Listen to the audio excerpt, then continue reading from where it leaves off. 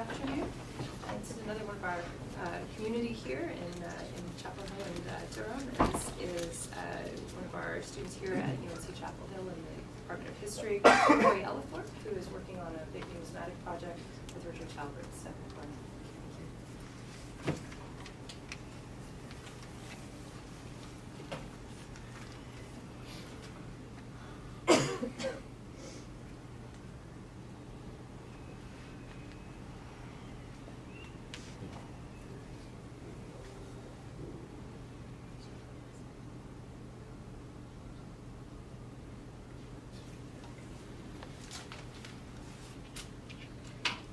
First, I'd like to say that it's an honor to be a part of this conference, and hopefully there's more to come as time goes on. I want to thank all those that have attended, participated, and traveled to be here today, and I'd like especially to take a chance to thank Gabe for putting it all together. Before I begin, I want to say as well that what I'm about to present is a working portion of a working chapter, a working dissertation, so I welcome any and all comments and criticisms. And I should say as well that any of the images of coins that are displayed today are not necessarily from the database I've collected, but are utilized here due to their exceptional quality and preservation. And the presence of gold is not to suggest that the types that are presented are exclusive to the RI.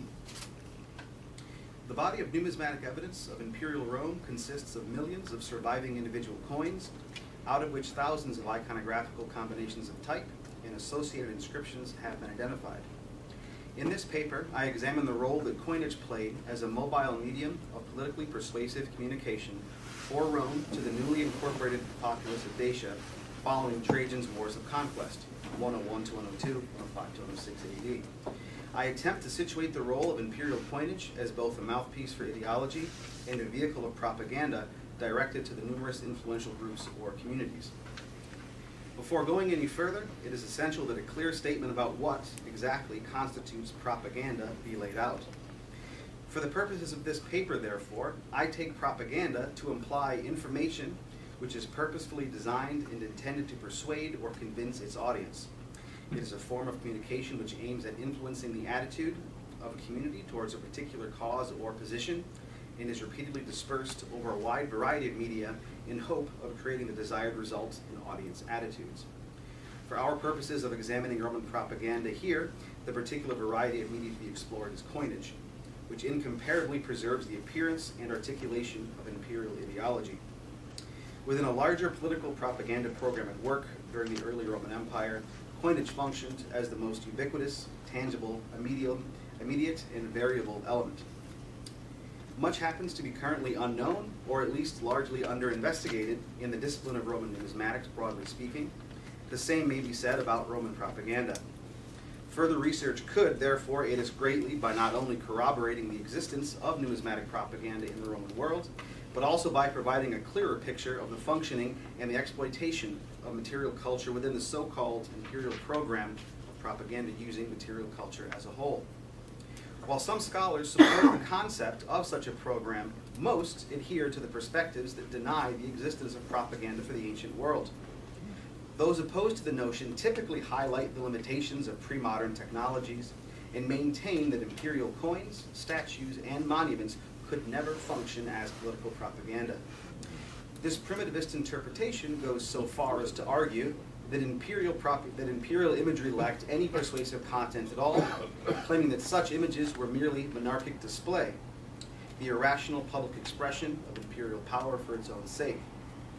This paper, in part, attempts to counter the currently fashionable scholarly view that Rome lacked the capacity to control the various media of communications. The propaganda debate surrounding Roman coinage has become somewhat sterile in recent scholarship. Two reasons are paramount. First, its challengers deny propaganda's existence while seldom offering contrary interpretation of available evidence, whereas its proponents continue to employ the term while largely imagining that such a debate even exists. Second, and more significantly, neither side attempts to mobilize the vast archaeological and numismatic evidence in order to better understand Roman imperial coinage. Such an endeavor would not only be a valuable contribution to the propaganda debate, but could additionally provide vital information of coinage distribution, circulation, production, regionality, quantity of varying types, as well as invaluable data regarding the Roman economy and monetization. Prior to my research, numismatic coin find data has been exceptionally limited with regards to its inclusivity. No attempt to create an exhaustive database of coin finds, let alone one linked to GIS mapping, has been undertaken. Previous attempts to gauge and analyze ancient coin distribution drew on data from a small array of hoards, typically no more than a dozen. This paper, conversely, draws from an unprecedented working database created by the author, composed of detailed archaeological data and provenance for over 300,000 GIS mapped Roman imperial coins from Augustus to Alexander Severus in AD 235, from over 1,500 coin hoards and near 60,000 single finds from 55 countries. From a comprehensive and expansive data set such as this, exhaustive analyses of numismatic evidence regarding coin circulation, distribution, and the possibility of geographical targeting by type can now be undertaken with greater confidence. Numerous studies have demonstrated that Roman coins largely tended to circulate locally and rarely traveled far from the region to which they were initially distributed. Moreover, hoard evidence suggests that contemporary issues were distributed en masse to recipients. Therefore, the coinage found in a particular location is an accurate indicator not only of what was in circulation for a region, but is also representative of what coinage types were transmitted to that region. Traditional assessment, however, maintains that no evidence exists that coin types were ever targeted, that is to say, aimed at a particular social class or to specific regions within the empire. Rather, the argument goes that coins of varying types were distributed to varying locales with no concern for the iconography or inscription they bore. I challenge current scholarly consensus by arguing for the utilization of geographical targeting of certain types at certain times in light of fresh analysis. I argue that coinage could function as a conscious instrument of political communication that enabled varying messages to be purposefully circulated to different geographical regions and to distinct sectors of Roman society. What existed was a structured and efficient communication system capable of fine-tuning to the presentation of a particular message to meet the emperor's current concerns. I do not argue, however, that it was a constant practice, only that at times such planned dissemination occurred. Although geographical targeting of coinage is largely discounted by scholars, more recent archaeological investigations has begun to question this view. Most notably, David Walker revealed that 39 of the 40 known Britannia types of Hadrian minted at Rome were found in Britain. This case, however, put forward by Walker has been largely dismissed as being, quote, a small exception, quote, an extreme case, or, quote, a happy coincidence. Further evidence confirming geographical targeting would strongly suggest that the Roman authorities were aware of this possibility and at times were determined to pursue it. The prevalent hindrance to any methodical examination of large-scale numismatic data is not one of quantity, but of consolidation, an issue overcome by my database of over 300,000 Roman imperial coins, from which a data subset comprised of 22,180 GIS-mapped imperial coins of Trajan can be extracted.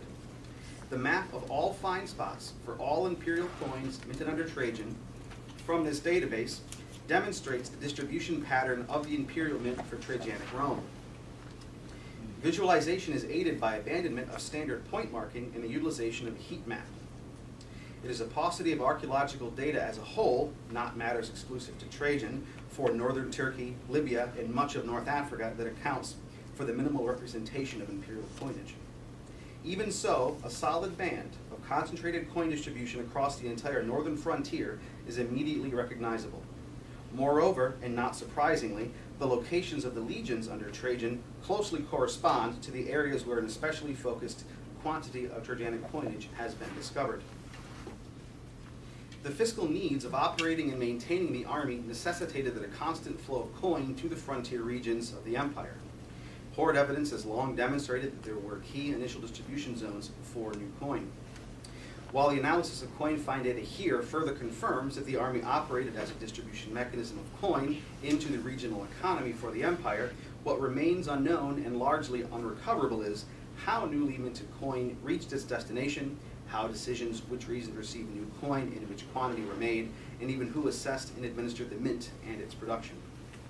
What emerges from the distribution map is that Dacia received no more preferential treatment in regards to overall coinage distribution than any other frontier province under Trajan. Trajanic coinage appears to have been distributed in an empire encircling band of relative uniform quantity. This model, however, looks considerably different when distribution of certain coinage reverse types is taken into account. One group of coinage issues minted under Trajan was one with a unique iconography and accompanying inscriptions that clearly represent the recent conquest, subjugation, and annexation of Dacia, while portraying the emperor as delebator, conqueror or subduer. In my database of 22,180 coins of Trajan, 3,977 debelator type specimens are represented, about 18% of his corpus. From the fine spots of this particular type, when they are mapped, their distribution reveals neither uniformity, homogeneity, nor consistency with the model of distribution found for the whole of Trajanic imperial coinage. Instead, a clear preferencing for Dacian distribution is revealed. As the map demonstrates, a striking concentration of Trajanic coins referencing his victory over Dacia have been found in that region. 3,113 of the known 3,977 debelator types, or 78.3%, have a provenance within what once was the province of Dacia. The possibility that the debelator issues are found in excess in Dacia simply due to coincidence, since the recent Roman conquest would be commemorated by the mint on Roman coinage at the same time that newly acquired Dacia would be undergoing extensive monetization, can be rejected on account of their long production run. The debelator issues were produced at the mint in Rome steadily from 102 to 117 under various issues. The debelator type was anything but a fleeting series struck at Rome and encompassed numerous iconographical and thematic variants.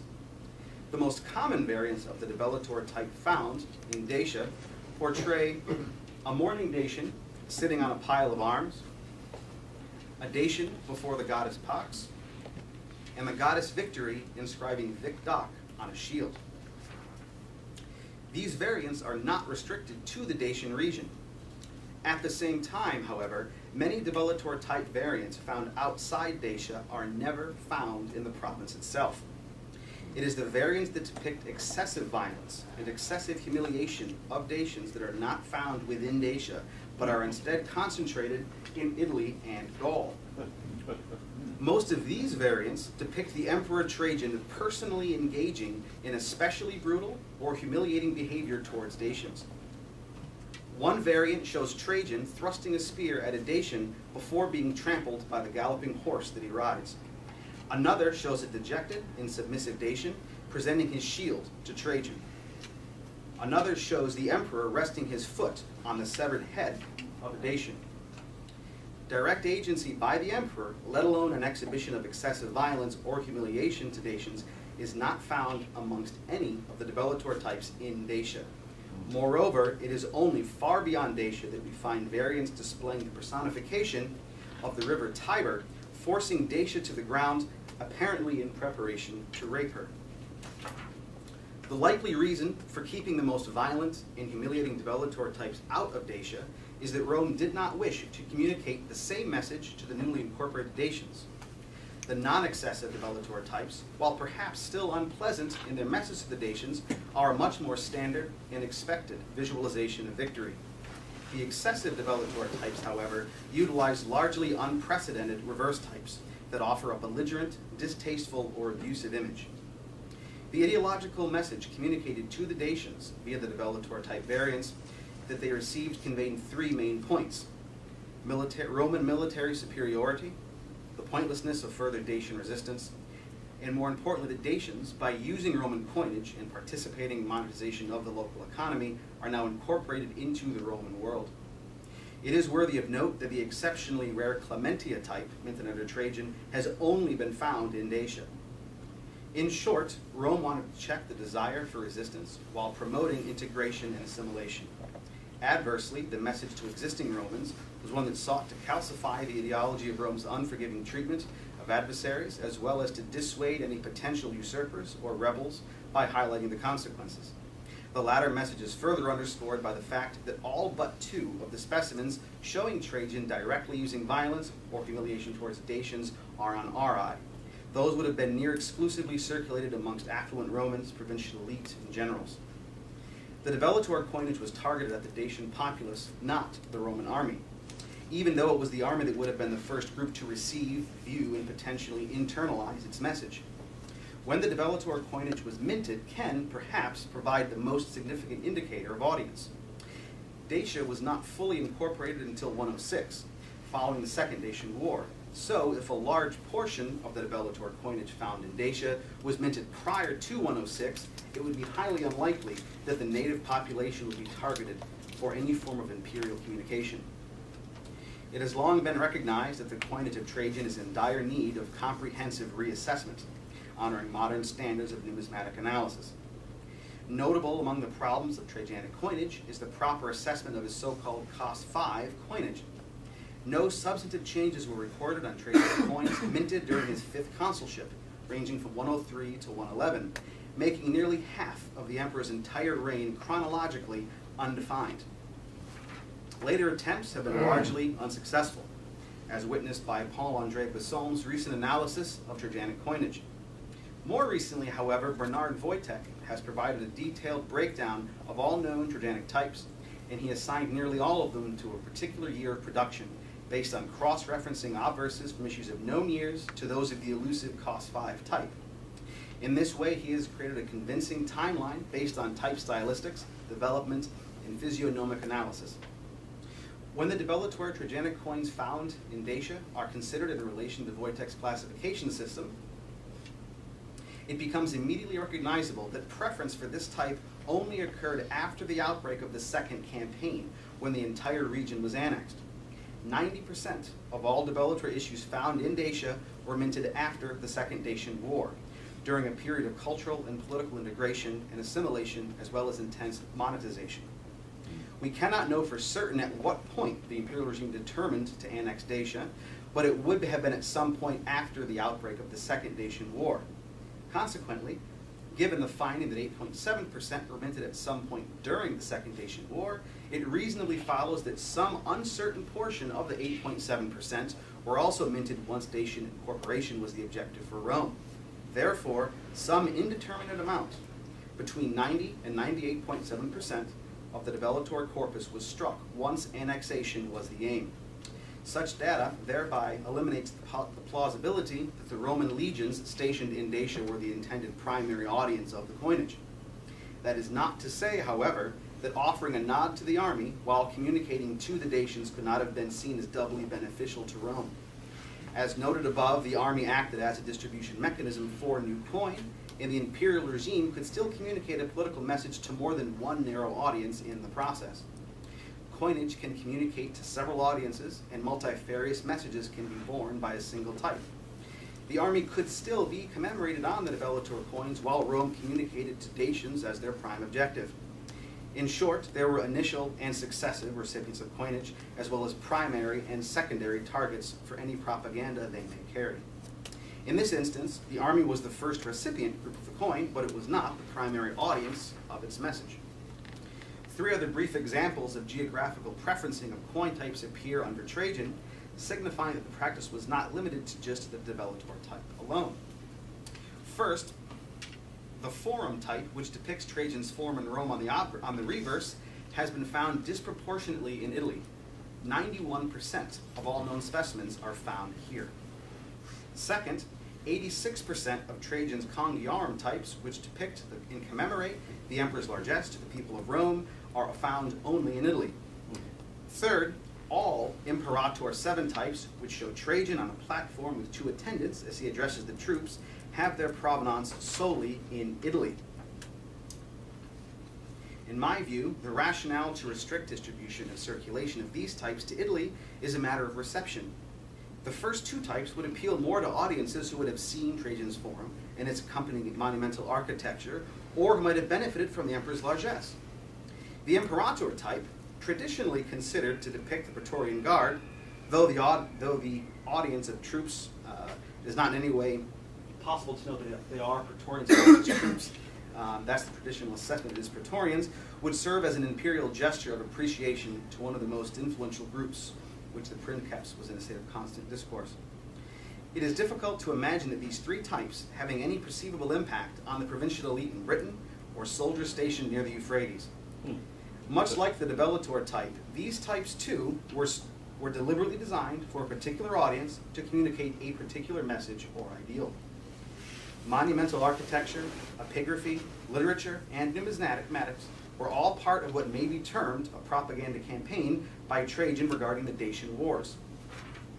He appears to have been keenly aware of the numerous audiences to which he was not only impart the history of the wars, but the adaptable manner in which he would do so suggests an underlying infrastructure of a pre-existing, for lack of better words, system that aimed at transmitting persuasive communication to either agitate or calcify opinion.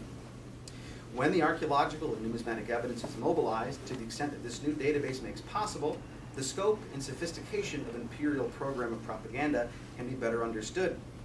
With nearly 80% of the Ellithorpe series falling within Dacia, and with 100% of those not containing excessively violent or humiliating imagery, the type's distribution pattern is difficult to regard as purely coincidental. While I do not argue that geographical targeting of coinage types was a constant practice, I do argue that the corpus of archaeological and numismatic evidence indicate fairly clearly that it was a practice undertaken at various times by various emperors in an attempt to best communicate a particular and often sensitive message to an audience. The implication of demonstrating that geographical targeting of coins by type existed is that an orchestrated system of circulating propaganda was at work for Rome. Lastly, I'd like to add that the database is not static, but has about 5,000 to 10,000 coins added per week at its current state of data entry. Since the composition of this paper and its presentation today, one excessive Ellithorpe coin type, out of more than 23,000 now, has been added to the database and has its provenance in Dacia.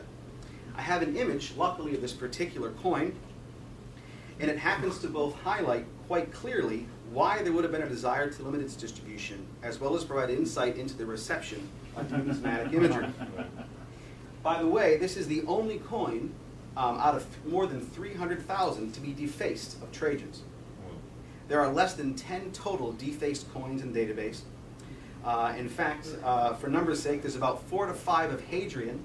There's about 4 to 5 of Hadrian found in and around Judea. A few of Caligula, and a single of Domitian's as well.